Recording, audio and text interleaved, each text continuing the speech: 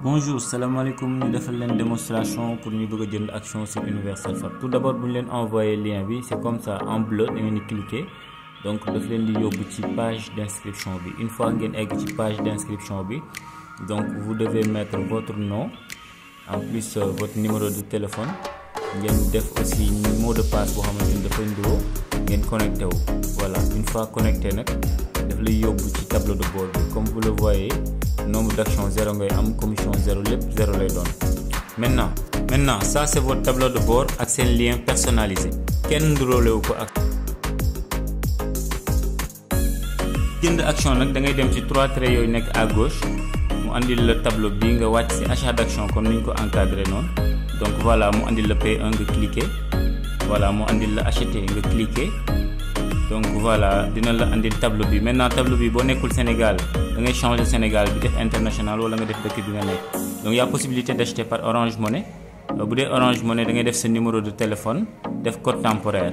Voilà. Par contre, mën nga changer moyen de transfert bu la nexé par exemple nga utiliser Wave. C'est plus simple parce que du jar code temporaire. À partir de ce moment da ngay def numéro de téléphone.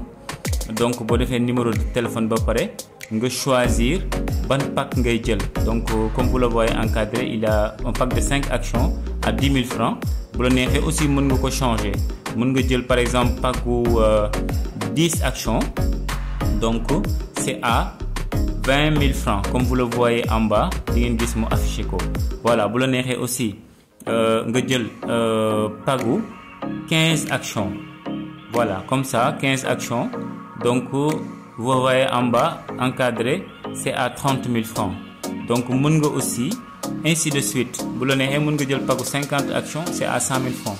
Maintenant, on va prendre ben pack bo xamanteni c'est 5 actions comme bi mi affiché, c'est à 10 000 francs. Donc bu ko défé da ngay duggal numéro de téléphone bi aussitôt après bi nga jëlé pack bi ba paré. Voilà, bo duggalé numéro de téléphone bi mu laaj la nga confirmer en bas. Voilà, donc bo confirmer ba paré dina la demander benen confirmation bo xam daf lay laaj nga cliquer ici. Maintenant bo cliquer ba paré, c'est à partir de ce moment nak la yóbbu ci application Wave bi directement.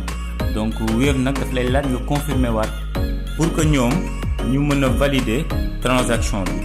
Maintenant, à partir du moment où nga confirmer sur Wave, voilà, vous voyez que ni montant bi dafay deñ ci sa Wave et puis automatiquement da ngay gis sa tableau de bord nombre d'actions yi nga xamanteni jënd nga ko ginaaw bi nga gisee affichage bobu non.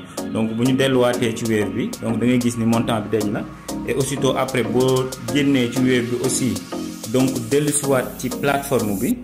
Voilà, donc ñëw ci 3 traits yi ci kaw, donc dem tableau de bord da ngay gis ni automatiquement plateforme bi positionné na la sa nombre d'actions yi nga xamanteni mom nga am ci entreprise Universal Fab. À partir de ce moment-là, vous êtes propriétaire de l'entreprise à hauteur du pourcentage qui correspond à ce nombre d'actions. Et que entreprise bi pourcentage bobu lay utiliser pour bénéfice bu mënti am, mën ko multiplier li nga xamanteni mom mo ci gën ñu placer lako ci plateforme bi bo démé wallet comme ni.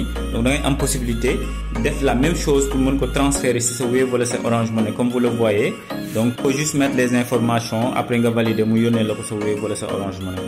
Fii nag 0 moo fi nekk parce que day doog a inscrire mais dinañ def yeneen vidéo yoo xamante ni dinañ leen woon boo partager ce lien nan nga ci amee ay commission ak bu ñu la envoyé dividende en même temps muy commission yi muy dividende yi nan ngay def ba récupérer ko def ko ci sa Wave wala ci sa Orange Money.